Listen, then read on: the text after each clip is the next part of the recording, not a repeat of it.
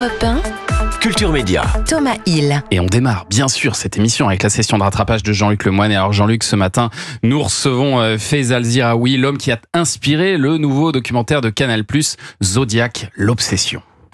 Documentaire passionnant. Enfin, si on aime les tueurs en série, et si on veut se réconcilier avec ce que nous offre de plus beau la nature humaine. Ouais. Je préfère prévenir parce que moi j'ai commencé à regarder en pensant que c'était un documentaire sur les fans des Chevaliers du Zodiac. Rien à voir, rien à voir. C'est sur le serial killer qui a sévi dans les années 60-70 en Californie. Et comme on sait toujours pas qui c'est devenu un objet de fantasme et de pop culture. Enfin, on savait pas jusqu'à récemment. Car sur le plateau de Click, Mouloud Achour annonçait ça il y a 3 ans. Les États-Unis, ça fait 50 ans qu'ils galèrent à trouver le code du Zodiac. Il y a un mec qui dit qu'il l'a trouvé en 15 jours. Il est sur ce plateau. Il s'appelle Faisal Ziraoui. Eh oui, c'est notre invité qu'on reçoit aujourd'hui, 3 ans plus tard.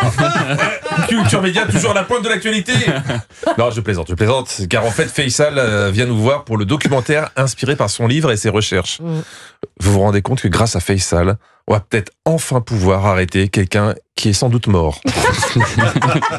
ou pas. Hein. Vous avez décrit son profil pour teaser le doc. C'est quelqu'un extrêmement brillant, qui a des troubles psychologiques. Il le pousse à inventer des fausses audiences télé qu'il donne dans le journal des médias. Oh, non, dis pas plus, Faisal. Ah, c'est ça. Ah, c'est lui. Oui, c'est ça. Bon, j'avoue, j'ai un peu cloné la voix sur la deuxième partie. Il faut que les gens regardent le doc. Ah, c'est bien fait, n'empêche. Hein. Ah, bah, ouais. On dirait que c'était ça qu'il a dit. C'est fort. Ouais, je veux bien le... Je vous le donnerai, Parce que d'habitude, il nous fait une voix de robot et tout ça. Ouais, mais là, je me suis dit, je vais cloner Faisal. Ah ouais, voilà, je fais comme ça. Ça monte en gamme. Hein. Et alors, Jean-Luc, hier, c'était la fin de l'île de la Tentation. Donc, cette semaine, vous avez clôturé cette série sur l'amour à la plage. Ah ouais, je vais pas pouvoir faire tout aujourd'hui, mais bon, là, il faut finir là. Mais c'est un peu réducteur ce que vous venez de dire, Thomas, car l'île de la Tentation, ce n'est pas que l'amour à la plage.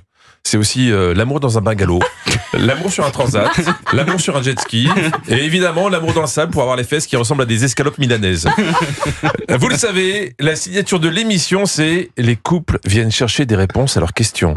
Alors, leur question, c'est pas comment peut-on empêcher le réchauffement climatique ? Non, c'est plutôt mon mec est-il un lapin ou ma meuf est-elle une chaudière ? Je veux pas spoiler, mais les réponses sont dans la question. Hugo, par exemple, il a cédé à la tentation. Plusieurs fois. Ouais. Hugo, c'est un mec fidèle, mais à mi-temps. Et il a son propre avis sur la question.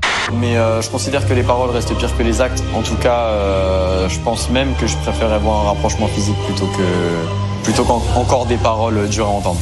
Voilà. Ouais. Hugo, tu peux le tromper, mais sans parler. C'est le genre de gars qui va en couple dans un club échangiste, mais avec un casque anti-bruit. Delphine Vespizer s'adresse à lui. Est-ce que tu penses, Hugo, ce soir que j'ai une vidéo pour toi ? Oui, je pense avoir une vidéo. J'ai effectivement une vidéo pour toi. Est-ce que tu souhaites la regarder ? Oui, je souhaite la regarder. Dites la production, c'est contractuel le fait que les candidats répètent tout ce que dit l'animatrice ? Non mais imaginez si on faisait pareil. Jean-Luc, pour votre session de rattrapage, vous avez regardé l'île de la Tentation. Oui, Thomas, pour ma session de rattrapage, j'ai regardé l'île de la Tentation.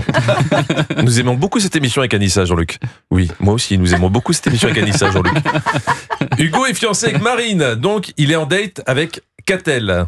Si vous prenez l'émission en cours, c'est pourtant pas un reportage sur le Cap d'Agde. Il a choisi de partager son ultime date avec Catel, sa tentatrice préférée. Et ce soir, leurs souvenirs se ramassent à l'appel. Se ramasse à l'appel. Je pense que Delphine dit ça par rapport à ce qu'ils font avec leur langue. C'est une pudique, Delphine. Hugo est dans l'expectative. Oui, un mot de 4 syllabes dès le matin. Je sais pas ce qui m'arrive, j'ai peur de rien en ce moment. Donc Hugo a bon espoir de se rabibocher avec Marine, mais a-t-il raison d'espérer ? Je me dis qu'avec Marine, c'est potentiellement vraiment pas fini et peut-être qu'elle est sur le chemin de la réflexion. Sur l'autre plage, sa petite amie a décidé de s'accorder un nouveau tête-à-tête, en compagnie de son ex. Est-ce que c'est une bonne idée de se remettre avec un ex ? Mon grand-père disait toujours, en forêt, si tu tombes 2 fois sur le même arbre, c'est que t'es perdu. Sandra, oui, je la garde. pourquoi vous êtes en galère en ce moment ? Non, ça peut servir. Ça peut servir. Sandra découvre Jimmy, son homme, qui passe un moment avec sa tentatrice. Tu as de belles jambes. Des belles jambes. Et des belles fesses. Tu aurais pu me dire un truc un peu plus mignon, moi t'as des beaux yeux. Un petit conseil, Jimmy, une femme c'est un tout, on n'enlève pas la tête, c'est pas une crevette. Ena est avec Karine, sa tentateuse, et il est chaud patate. J'ai envie de dire excité, mais ça me fait plaisir de travailler avec toi. Je pense que si je serais pas venu ici, Si je ne serais pas venu ici. Eh oui, et Nan n'a pas pu résister à la tentation de buter un Becherel.